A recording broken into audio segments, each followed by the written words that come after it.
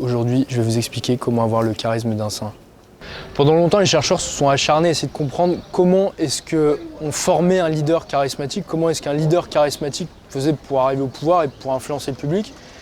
Et ça a en fait longtemps été un véritable trou noir dans la littérature scientifique, c'était même une discipline qui n'était pas forcément prise au sérieux, jusqu'à ce que Burns, un politologue, en 1918, théorise et conceptualise ce qu'il va appeler le leadership transformationnel. Il va mettre le leadership transformationnel en contraste avec ce qu'il appelle le leadership transactionnel. Leadership transactionnel, c'est un leadership qui repose sur une autorité bureaucratique.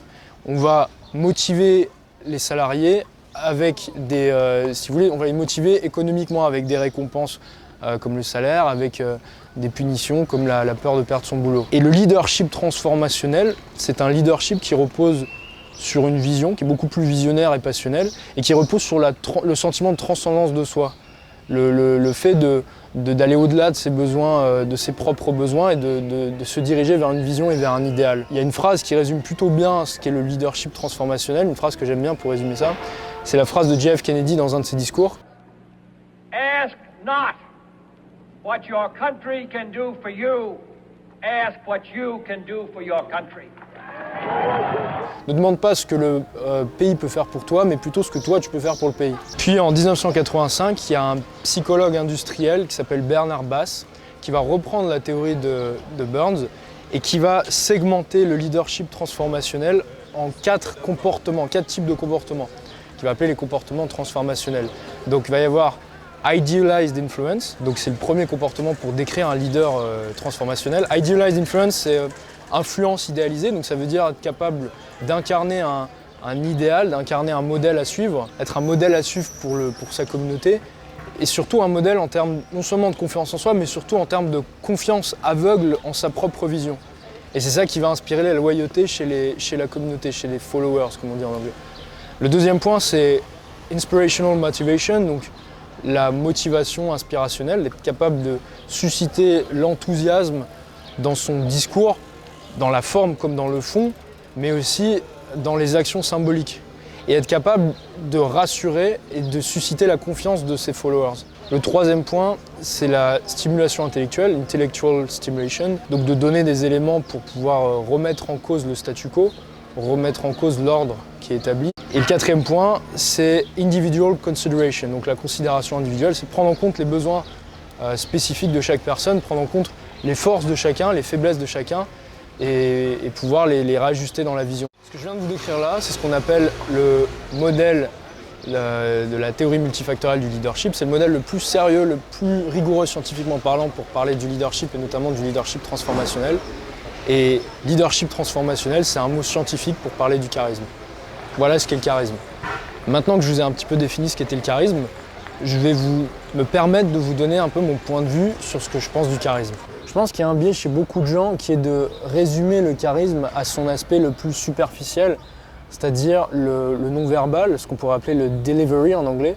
Donc c'est le langage du corps, la manière de parler, le regard, tenir le regard, la tonalité, etc. Au détriment de son aspect le plus profond, ce qui fait l'essence même du charisme, à savoir la vision. Charisma en grec, ça signifie don divin, grâce de Dieu. Et qui vous dit que ce don, en fait, ce n'est pas une connaissance, une croyance inébranlable en l'avenir, une vision dont le leader charismatique est obsédé, dont il est totalement convaincu. Alors évidemment, savoir bien parler, charmer, communiquer, tout ça c'est extrêmement important dans le charisme. Mais sans vision, il n'y a pas de charisme. Au final, la communication ne devrait être que le porte-étendard de la vision. S'il y a une vision, c'est qu'il y a un problème à résoudre, c'est qu'il y a quelque chose à améliorer, donc qu'il y a un contexte spécifique. Ce qu'il faut comprendre, c'est que le charisme n'est pas uniquement le fruit de caractéristiques personnelles, c'est aussi situationnel. C'est-à-dire que le charisme naît d'une interaction entre un individu et un contexte spécifique. Sans pharisiens, il n'y a pas de Jésus. Sans traité de Versailles, il n'y a pas d'Adolf Hitler. Et sans capitalisme, il n'y a pas Taylor Durden. Être charismatique, ça nécessite d'être ancré dans le monde dans lequel on vit, d'être à l'écoute d'une communauté qui a un problème à résoudre et qui est à l'écoute d'une solution. Donc on est donc sur du situationnel. Alors on ne peut pas parler de charisme sans contextualiser au divin et au christianisme. D'ailleurs, j'ai chopé une phrase dans un texte religieux qui résume assez bien ce qu'est le charisme. Je vous la lis tout de suite. Le charisme n'est d'abord donné aux personnes pour leur sanctification personnelle ou leur bien spirituel, mais pour le bien commun, c'est-à-dire le bien de l'Église et de la mission. Charismatique, c'est pas pour briller personnellement, c'est pour faire briller la communauté. Les premiers véritables hommes charismatiques, c'était les chrétiens, ou du moins les apôtres, ou ceux qui propageaient le message de Jésus auprès des Juifs. En fait, ils arrivaient dans un contexte où il y avait un ordre moral qui était très rigoureux, selon eux du moins, mais un ordre moral qui était bien établi, et eux ils remettaient ça totalement en cause, et ils apportaient une vision nouvelle, moderne, extrêmement moderne et créative, à savoir donc une vision d'amour qui dénote totalement avec l'Ancien Testament, avec la violence de l'Ancien Testament, une vision où Dieu pourrait être incarné par un être humain, et ça demandait énormément de couilles. Et c'est parce que ces mecs-là étaient possédés par leur vision, c'est parce qu'ils étaient convaincus du plus profond de leur être que c'était la solution pour se rapprocher de Dieu. C'est pour ça qu'ils étaient charismatiques, pas parce qu'ils essayaient d'être stylés à l'oral. Et c'est justement cette croyance inébranlable dans leur message, dans le message de Jésus, qui faisait que c'est ça qui leur donnait des ailes au final. C'était cette transcendance de soi. Au final, l'homme le plus charismatique, c'est celui qui sacrifiera sa propre personne pour sa vision et pour sa communauté, pour la communauté qu'il sert. Et le sacrifice, il peut se faire au sens figuré, mais aussi parfois au sens propre. Le saint est une personnification du charisme, c'est un modèle de transcendance pour ceux qui le suivent. Voilà comment je vois le charisme. Prochaine vidéo, je vous parlerai du charisme de Tyler Durden dans Fight Club.